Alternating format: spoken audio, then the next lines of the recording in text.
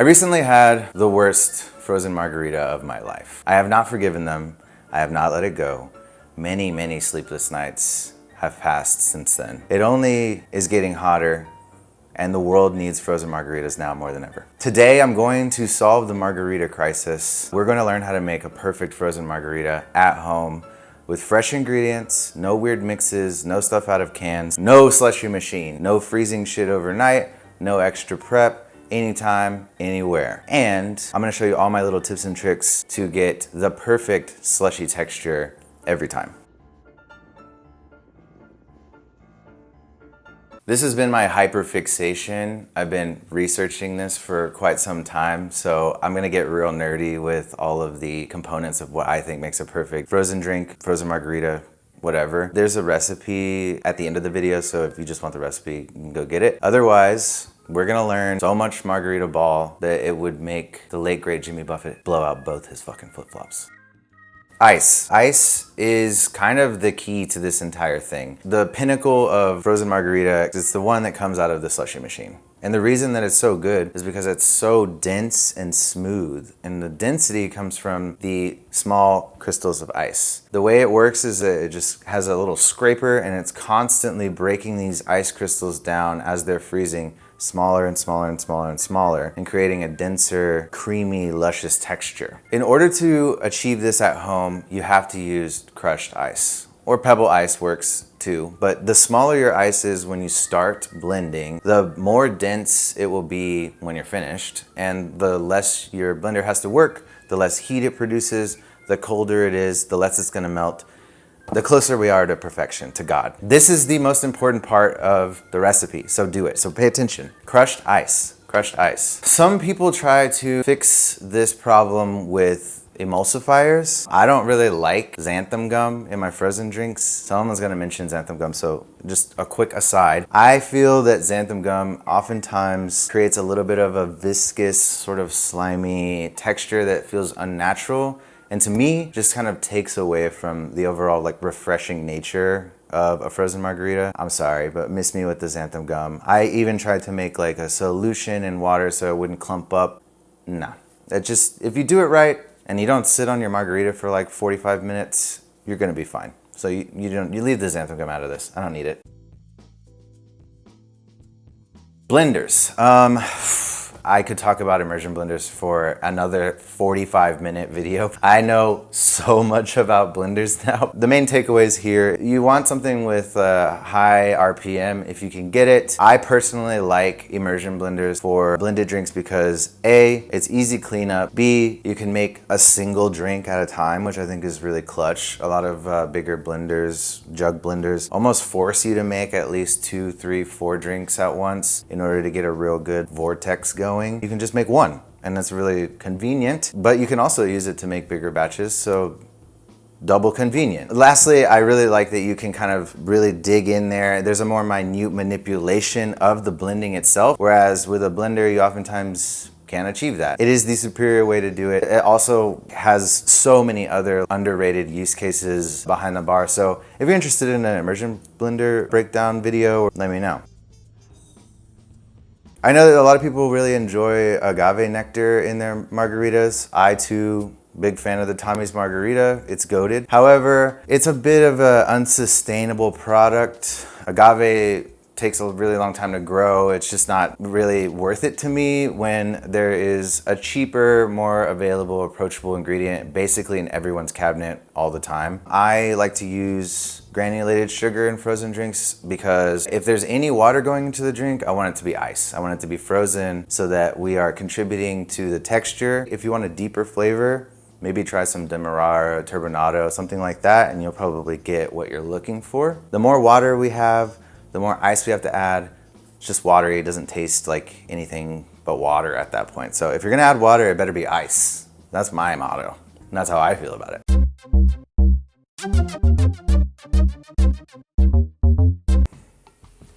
Let's get some examples. The spirit you choose for this will have a really large effect on how the drink tastes because, you know, it's meant to uplift the spirit and like be a part of everything. For this margarita, I like using a reposado tequila because I think those kind of deeper confectionery notes in this drink fill in a lot of the spaces between the brighter notes of the lime and the salt. I think it makes for the most approachable version of this, but this is a really fun way to explore other varietals of agave spirits, things like Sotol, Raicilla, mezcals, dressed up in familiar clothing. Let's make it. Let's make the fucking margarita. Right? Stop talking about it, let's make it. Yeah, geez, this guy's fucking yapping like crazy. To make the very good frozen margarita, you will need a tall container or jar to blend in, or a blender, whatever. You will need tequila reposado is my favorite for this. You'll need limes, lime juice, or super juice if you're making for a crowd. Check out our super juice video / super juice calculator. An immersion blender is my preferred. I specifically use the Vitamix immersion blender. I think that's the best one on the market personally for my money. You will also need a kitchen scale. If you don't have a kitchen scale or you don't have access to a kitchen scale, there are volumetric measurements for the recipe written down below as well. So we got you on that one, pick your poison. You will need sugar. I like granulated cane sugar, just a natural cane sugar is the one that I always have, so that's what I use. If your sugar crystals are bigger, then the volumetric measurement may be slightly different, so, you know, just know that. Gram it out if you can. Orange bitters, Angostura makes great orange bitters, but don't skip the orange bitters. I think that really makes it feel margarita-y. You need that little bit of orange to make it feel right. Otherwise, it just doesn't have the same essence. Lastly, we have created this recipe to be super versatile, so I have tried it with anywhere from like 30 to 50 grams of fruit added in, preferably frozen fruit. Try one with like mezcal and 50 grams of frozen cantaloupe. That was like so delightful. Use ripe fruit. Don't use underripe fruit. The world's your oyster. Do strawberry margs, do hibiscus, whatever you want to do. Hibiscus infused tequila, that would probably be the better way to do it. The avocado margarita, throw some gochujang in there. I mean, the world is your oyster. I find this is easiest to build on top of a scale. I'll start off with some granulated sugar, a tablespoon or 18 grams, 1 ounce of lime, approximately 35 grams. 2 ounces or about 55 grams of our tequila. We got orange bitters, 2, 3, 4, 5.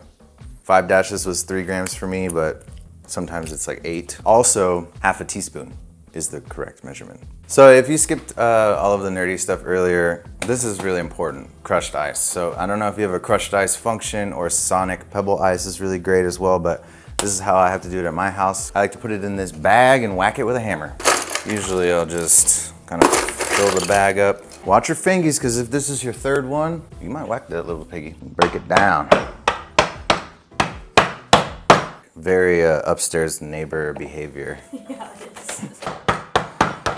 All right, that wasn't so bad. This is like the most annoying part of the recipe. Tear this out.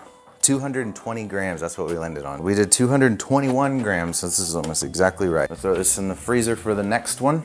And you're gonna wanna work with haste at this point. You don't want it to sit, it's now melting, so. Ice goes in last, if that wasn't clear, I guess. You're gonna make your mix well in advance if you're having a party. I'll start on low and crank it up to its highest setting.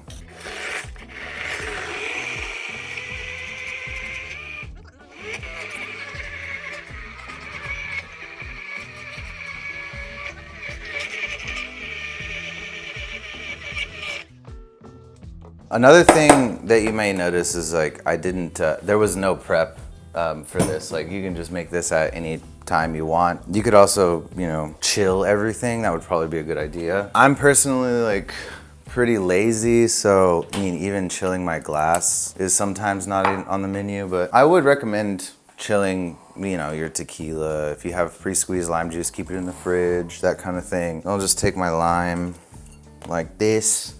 Should I do tahini or regular? Just do regular classic. Don't look at my sink. Put some nice Malden on there because we're classy. With confidence. There you go.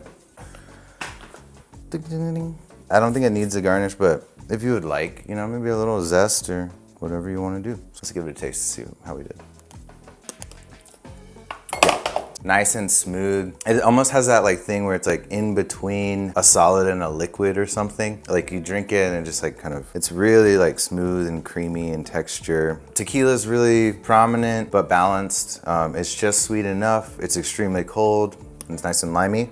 And you get that orange, it really makes it feel like a margarita more so than like, you know, a tequila limeade or something like that. I should be way more sick of these than I am because I've had a lot of them in the last couple of weeks. You might have noticed that there was no salt or saline solution in the mix. That was on purpose. We tried it and it made everything feel a little like thin. It like kind of deadened a lot of the flavor, the punchiness that we were looking for. So I definitely suggest just do some salt on the rim. Don't worry about putting salt inside. But there it is, the Very Good Drinks Frozen Margarita. This recipe is super versatile, so you can batch it, keep the ice separate from the rest of the mix. You can go ahead and jigger out as many as you need for a party, make multiple at once. There's a batch recipe down below. There's also a recipe for a margarita machine. If you do have the privilege of having a slushy machine at home, congratulations, you made it. All you're gonna do is swap out the grammage of ice for water, throw it in the machine. If you're interested in drinks, I urge you to check out our channel. That would be really cool. Join our Discord server, some of the brightest minds and cocktails in that server. So I really appreciate you being here.